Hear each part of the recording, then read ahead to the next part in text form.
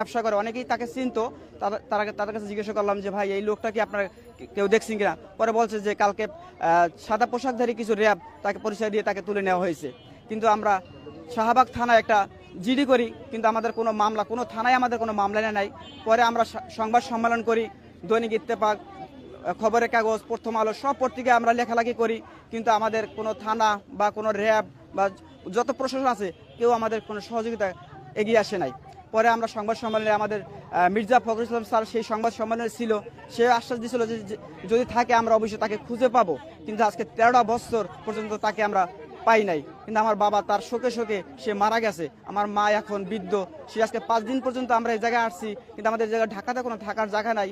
কিন্তু এখন বর্তমানে আমরা একটা হোটেলে নিয়ে আসছি। আমার মা কালকে ছিল, আজকে ছিল, এই কিছুক্ষণ আগে সে আর বলছে যে আমার শরীরটা খুব খারাপ, পা ফুলে গেছে। তখন আমি আবার হোটেলে নিয়ে রেখে আসছি, এখন আমি আবার এই জায়গায় আসছি। আর এই জায়গার আসার হয়েছে মেইন উদ্দেশ্য ছিল যে আয়নাঘর আমরা আগে জানতাম না, এখন ইউটিউবে বা অন্যান্য খবরে আমরা জানছি বা পত্রিকায় জানছি যে আয়নাঘর নামে একটা কচুকেতে জায়গায় একটা আয়নাঘর আছে। আমাদের বিশ্বাস, আমরা যখন এই জায়গায় আমি আসছি তখন আমি ভিতরে কথা বলছে সেনাবাহিনী কর্মকর্তারা বলছে আপনারা কেন আসছেন, বলছে এই জায়গায় শুনছি অনেক লোক বের হয়েছে সেই জন্য আমরা আসি। তারা বলছে, সেনাবাহিনীরা বলছে আসলে কিছুই নাই। আবার কেউ বলছে যে আপনার কাগজপত্র ডকুমেন্ট যা আছে বা ছবি আছে আপনার থাকলে আমাদের কাছে দিয়ে যান, এই জায়গায় যদি থাকে তাহলে অবশ্যই আমরা আপনাদের নাম।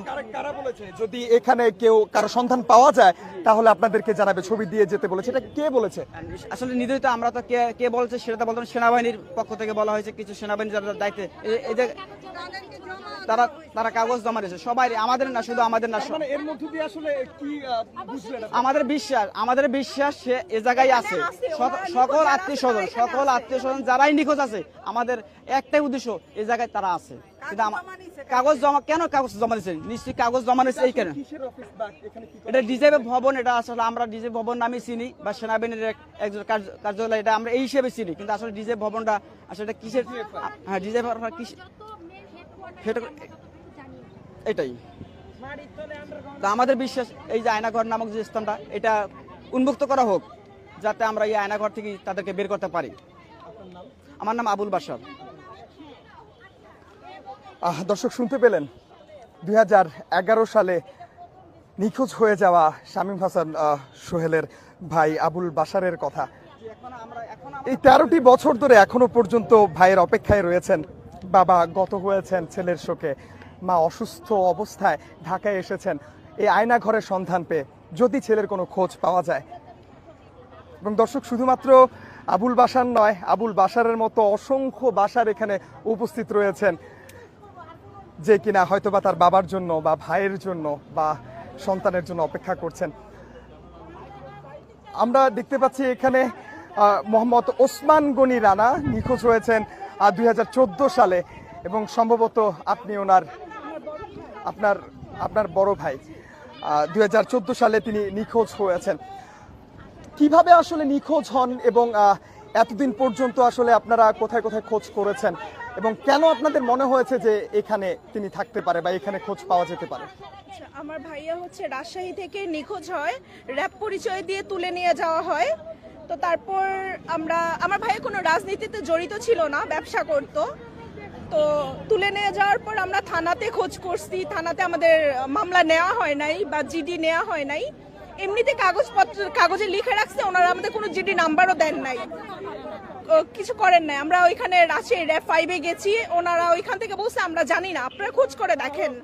তারপর থানা থেকে আমাদের আর উল্টা হুমকি দেওয়া হয়েছে, আপনারা যদি এটা নিয়ে বাড়াবাড়ি করেন আমাদেরকে অ্যারেস্ট করা হবে বা আমাদেরকে। তখন আমি মাত্র এসএসসি পরীক্ষা দিছি, তো ওইখান থেকে বলা হয়েছে আপনাদের ক্ষতি হবে। তো ওইখান থেকে যখন আমরা না পাই র্যাব অফিসে গেছি, ওইখান থেকে কোনো খোঁজ পাই নাই। আমরা হাসপাতাল, থানা, মর্গ পর্যন্ত খুঁজছি, প্রতিটা মর্গে গেছি, যেখানে লাশ পাইছি ওইখানে গেছি, কোথাও আমরা খোঁজ পাই নাই। তো আমরা আশায় আছি, যেহেতু এখান থেকে মানুষ বের হইছে, তা আমাদের একটা আশা আছে যে হয়তো বা এখানে আছে। দেখেন, মানুষ যদি মারা যায় আমরা বলতে পারি যে মারা গেছে, তার জন্য আমরা আল্লাহর কাছে দোয়া করতে পারি। কিন্তু আমরা যারা জানি না বেঁচে আছে না মারা গেছে, আমরা একটা আশায় বুক বাঁধি, আমরা একটা আশায় আছি যে হয়তো বা বেঁচে আছে। যদি আমরা একদিন তাদের একটা খোঁজ পাই, অবশ্যই তারা এখানে আছে। যেহেতু আমাদের কাছ থেকে আমার ভাইয়ের ভোটার কার্ড নিছেন, তারপর হচ্ছে আমরা যে রাজশাহী কোর্টে মামলা করছিলাম ওই মামলার কাগজ দিয়েছি, তার যে পরিচয়পত্র যেগুলো ছিল আমরা সব এখানে দিছি। আমরা আশা করি তাদেরকে ফিরে পাবো। আমাদের এখানে প্রতিটা পরিবার আশায় আছে যে হয়তো বা ফিরে আসবে। আমার মা আজ অসুস্থ, আমার মাকে বাসায় রেখে আসছি। আমার মা আমাকে একটু আগে ফোন দিছে, কিরে তোর ভাইয়ের কোনো খোঁজ পাইছিস? আমার মা বাসায় কান্না করতেছে। আমি আশায় আছি যে হয়তো বা পাবো। আমার ভাইয়ের যদি হায়াত বয়াত বলা যায় না, যদি ওরা না থেকে থাকে, মারাও যে থাকে, ওদের কাছে লিস্ট আছে, ছবি আছে, ওরা ওইটা প্রকাশ করুক, লিস্ট দেখ, ছবি প্রকাশ করুক, আমরা ওইখান থেকে খুঁজে নিব।